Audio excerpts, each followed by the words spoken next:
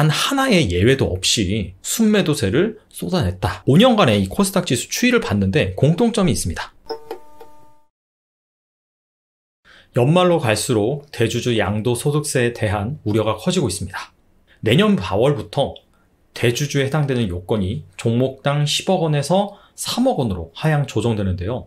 그것도 나 혼자 보유한 물량뿐만 아니라 직계 존속과 비속 합산, 즉 배우자, 자식, 부모, 조부모, 자 이렇게 다 합산해서 3억 원입니다. 보도된 바에 따르면 개인 자금 중에 무려 58%가 이 대주주 요건에 해당된다라고 합니다. 그리고 그 규모만 무려 42조 원입니다. 문제는 무엇이냐? 이것이 2019년 기준이다. 그렇기 때문에 2020년 같은 경우에는 개인 투자자가 증시에서 훨씬 더 많은 주식을 사들였거든요. 이에 따라서 연말로 갈수록 이 대주주 요건에 해당되는 개인 투자자들이 매물을 많이 쏟아낼 것이다 라는 우려가 커지고 있는데요. 청와대 청원 게시판에서도 얼마 전부터 계속해서 이 대주주 양도소득세를 폐지해야 된다 라는 청원이 올라왔습니다. 그 중에는 21만 명을 넘어서서 이 답변 대기 중인 청원도 있습니다. 그런데 정부는 아직 명확하게 이 제도에 대해서 어떻게 할 것이다 라는 답변을 내놓지 못하고 있는데요. 만약에 긍정적인 시나리오로 흘러가서 정말 주식 세제 개편까지 대주주 양도소득세를 유예시킨다 라고 한다면 베스트일 겁니다.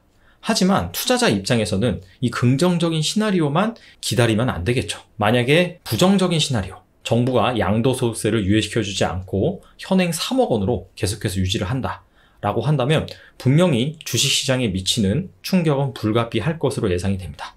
그래서 대주주 양도소득세 이 규정이 예정대로 강화된다 라고 한다면 이 주식시장에 미치는 영향은 과연 무엇인지 코스닥 시장과 코스피 시장 이 두 가지 측면에서 알아보고요. 오늘은 코스닥 시장에서 알아보겠습니다. 그래서 개인 투자자들의 현명한 대응 방안은 과연 무엇인지 오늘은 여기에 대해서 알아보도록 하겠습니다. 먼저 대주주 요건 이 규정이 어떻게 변화했는지 이 부분을 살펴볼게요. 이 상장주식 대주주 요건이 2000년도 이때부터 생겼습니다. 이때 당시에는 코스피, 코스닥 구분짓지 않고 상장 주식의 지분을 3% 그리고 그 지분의 가치가 100억 원 이상일 때 이때 대주주로 인정을 했어요. 이 정도면 대주주다. 누가 뭐래도 대주주구나 라고 받아들일 수 있을 것 같습니다. 자, 그런데 2005년에 이때부터 코스피와 코스닥 두 시장으로 규정이 나누어서 적용이 됩니다. 그리고 나서 2013년 이때부터는 점점 이 규정이 강화가 되죠. 지분율 2% 50억, 코스닥은 지분율 4% 40억 원. 2016년도 이때부터는 반토막이 납니다. 그리고 나서 15억, 10억, 그리고 내년부터는 무려 주식 가치가 3억 원 이상일 때 대주주로 규정을 합니다. 그래서 이 규정의 흐름을 딱 보면 너무나 이 자본시장과 정반대로 가고 있다. 왜냐하면 20년 전에 이 주식시장의 규모와 현재 주식시장 규모, 당연히 지금이 훨씬 더 많이 성장을 했습니다. 그렇기 때문에 이 대주주 요건이 강화되는 것이 아니라 완화되어야 돼요. 그렇기 때문에 많은 투자자들이 이런 규정은 없어져야 된다라고 말하는 것이고 어떻게 본다면 정말 세금을 걷기 위한 그런 규정이 아닐 수 없다. 자, 이런 식으로 평가할 수가 있습니다. 안타깝긴 하지만 우리는 지금 월스트 시나리오, 대주주 요건이 이 시가 3억 원 이것으로 강화된다라고 가정을 했을 때 과연 시장은 어떻게 반응을 할 것이냐 그 부분에 대해서 알아보는 거잖아요. 자, 그래서 역사적으로 대주주 요건이 강화되는 그 시기마다 개인들의 매도세가 얼마나 거셌는지 그리고 주식시장은 어떻게 흘러갔는지 그 부분을 살펴보겠습니다. 그래서 어느 시점부터 알아보느냐? 바로 이 시점입니다. 2016년 4월부터. 왜냐하면 그 전까지는 사실 지분가치 종목당 50억, 40억 아무리 슈퍼개미라고 해도 한 종목을 그렇게 많이 보유한 사람은 별로 없을 것이라 생각을 합니다. 그래서 그 전까지는 사실상 이 개인의 매도세가 그렇게 영향을 미치지 않았다라고 가정을 하고요. 하지만 25억 원 이때부터는 어느 정도 영향권에 들어왔다라고 가정을 하고요. 2016년 4월부터 시가 25억 원이었기 때문에 대주주 요건은 2015년 연말로 결정이 되겠죠. 그렇기 때문에 2015년부터 바로 지금까지 월별로 개인 투자자들의 매도세가 어땠는지 한번 살펴보겠습니다.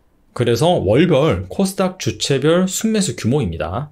자, 먼저 개인 투자자들의 순매수 규모가 월별로 어땠는지 여기에 대해서 살펴보면 전반적으로 개인은 코스닥 시장을 참 좋아하는구나 라는 것을 알 수가 있습니다. 전반적으로 다 빨간색이죠.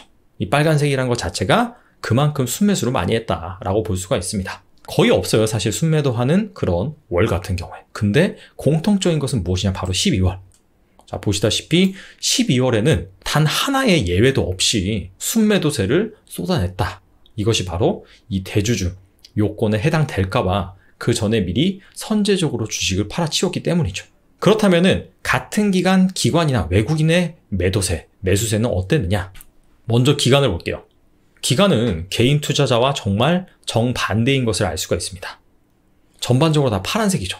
이게 왜냐하면 사실 2014년까지는 중소형주의 투자 수익률이 상당히 괜찮았습니다. 그리고 그때까지는 가치 투자가 잘 통했어요. 그래서 뭐 저 PER, 저 PBR, 고 ROE 이런 종목들을 굳이 기업 분석을 하지 않고 포트폴리오를 구성해서 투자를 하면 시장을 훨씬 더 비트하는 그런 수익률을 거뒀습니다. 그런데 2015년부터는 이게 잘 안 먹히기 시작했습니다. 그리고 기관들의 투자 스타일이 액티브가 아닌 패시브 쪽으로 전향이 됐어요. 액티브는 무엇이냐? 시장을 신경 쓰지 않고 정말 갈만한 종목들로 구성을 해서 절대 수익률을 추구하는 것이 바로 액티브입니다. 패시브는 정반대예요. 시장을 추정하면서 시장보다 조금 더 나은 성과를 기대하는 것을 바로 패시브라고 합니다. 그렇기 때문에 2015년 이후부터는 계속해서 패시브 비중이 커지면서 지수의 시가총액 비중을 많이 차지하고 있는 대형주 중심으로 기관 투자자들이 많이 투자를 집행을 했습니다. 그러다 보니까 상대적으로 중소형주가 많이 속해 있는 코스닥 지수 같은 경우에는 보시다시피 이렇게 기관들이 별로 관심을 두지 않았다라는 것을 알 수가 있습니다. 그런데 재미있는 거는 이 12월을 보시면은 순매수를 했다라는 것을 알 수가 있죠. 이번엔 외국인의 매매를 보겠습니다. 외국인은 딱 기관과 개인의 중간 정도다. 전반적으로 반은 매수를 했고 반은 매도를 했다라는 것을 알 수가 있는데요. 재미있는 거는 마찬가지로 12월입니다. 12월은 개인 투자자와 정반대의 매매 패턴을 보였다. 개인 투자자는 무조건 순매도고 외국인 투자자는 무조건 순매수를 행했다. 그래서 이렇게 월별 수급을 주체별로 살펴보니까 개인 투자자들이 12월에 양도소득세 이슈로 매도를 하면 기관이나 특히나 외국인 같은 경우에는 순매수로 대응을 했다라는 것을 알 수가 있죠.